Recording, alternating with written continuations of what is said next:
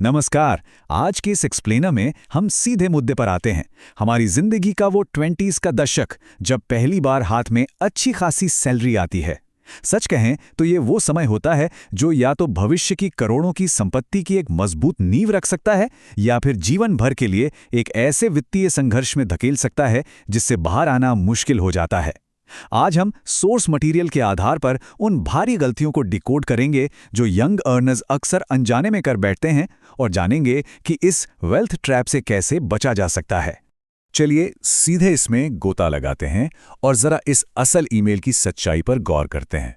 यहाँ एक ऐसी स्थिति है जहां घर की कुल आय करीब 1.9 लाख रुपए है, जो कि बहुत शानदार मानी जाती है, लेकिन फिर भी इंसान गहरे कर्ज में डूबा हुआ है। सोचिए, शादी के लिए 25 लाख का कर्ज, 12 लाख का सिर्फ क्रेडिट कार्ड बिल, 15 लाख का पर्सनल लोन और ऊपर से एक होम लोन। ये स्थिति किसी को भी अंदर तक डरा सकती है। सवाल ये उठता है कि अच्छी खासी कमाई होने के बावजूद कोई इस दलदल में फंसता कैसे है। इस सवाल का जवाब ढूंढने के लिए हम इस पूरे एक्सप्लेनर को 6 प्रमुख हिस्सों में बांटेंगे। पहला, कर्ज के जाल की असलियत। दूसरा, मनी फाउंडेशन को ठीक करना।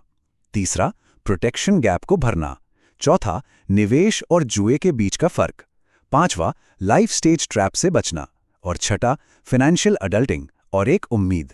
तो शुरुआत करते हैं पहले हिस्से से, कर्ज के जाल की असलियत और इस आसान क्रेडिट का भारी बोझ। देखिए, सबसे बड़ी समस्या तब शुरू होती है जब पैसे के आने जाने का कोई हिसाब नहीं होता। और आजकल मोबाइल पर लोन लेना तो जैसे बच्चों का खेल हो गया है। ऐप्स तुरंत पैसा दे लेते हैं, लेकिन इस आसान क्रेडिट के पीछे एक बहुत ही खतरनाक जाल बिछा होता है। ये ऐप्स 30 से 40% तक का भारी भरकम ब्याज वसूलते हैं। और सबसे डरावनी बात पता है क्या है? लोन लेते समय ये फोन की पूरी कॉन्टैक्ट लिस्ट का एक्सेस ले लेते हैं।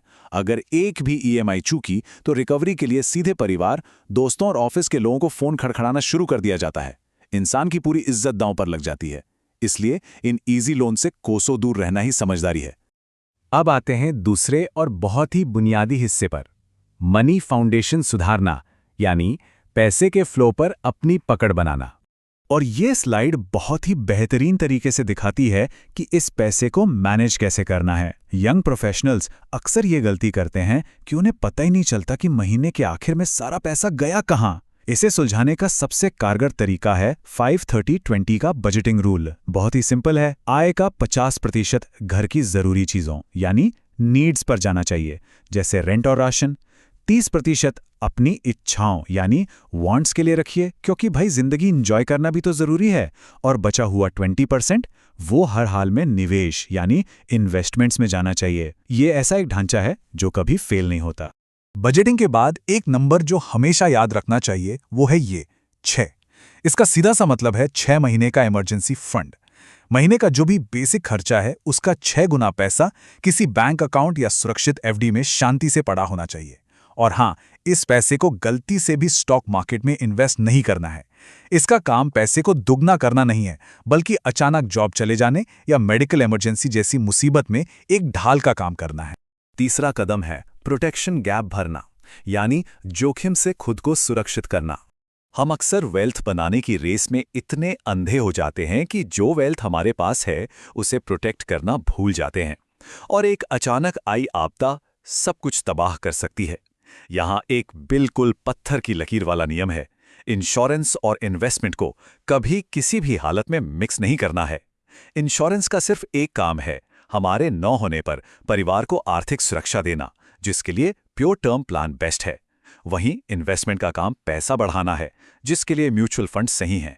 जो प्लान्स इंश्योरेंस और रिटर्न दोनों एक साथ देने का लालच देते हैं, उनसे दूर रहना ही बेहतर है, क्योंकि उनके रिटर्न्स अक्सर इन्फ्लेशन को भी बीट नहीं कर पाते। एक और बड़ी गलती, सिर्फ कंपनी के हेल्थ इंश्योरेंस के भरोसे बैठना एक बहुत बड़ा ट्रैप हो सकता है। पहली बात, कॉर्पोरेट कवर में अक्सर बुजुर्ग माता पिता शामिल नहीं होते जिन्हें कवरेज की सबसे ज्यादा जरूरत है। दूसरा, जैसे ही जॉब बदली, पुरानी बीमारियों यानी पीईडी का वेटिंग पीरियड वापस जीरो से शुरू हो जाता है, और 2 जॉब्स के बीच के ब्रेक में तो कोई कवरेज होता ही नहीं है। इसलिए एक पर्सनल हेल्थ इंश्योरेंस होना बिल्कुल मस्ट है। चौथा पिलर, निवेश बनाम अंधा जुआ। हमें वेल्थ क्रिएट करनी है, उसे डिस्ट्रॉय नहीं करना। अब इस स्लाइड में जो सबसे दिलचस्प बात है वो ये है, 82%। भारत के एक बड़े ब्रोकरेज हाउस का डेटा चीख चीख कर कह रहा है कि 82% फ्यूचर्स एंड ऑप्शंस यानी FNO ट्रेडर्स हर साल नुकसान में रहते हैं। लाल हरे रंग देखकर रातों रात अमीर बनने की जो जल्दबाजी है वो असल में मेहनत की कमाई को भस्म कर रही है। बिना सीखे शॉर्टकट लेना इन्वेस्टमेंट नहीं है, ये सीधा सीधा जुआ है। और सबसे बड़ी बेवकूफ़ी तब होती है जब कोई इन्वेस्ट करने के लिए लोन उठा लेता है। अब जरा इस गणित को समझते हैं। मान लीजिए 13-14% ब्याज पर पर्सनल लोन लिया गया। उस पर प्रॉफिट कमाने के लिए पहले टैक्स को पार करना होगा, यानी सिर्फ ब्रेक इवन करने के लिए ही 15 से 17% रिटर्न चाहिए।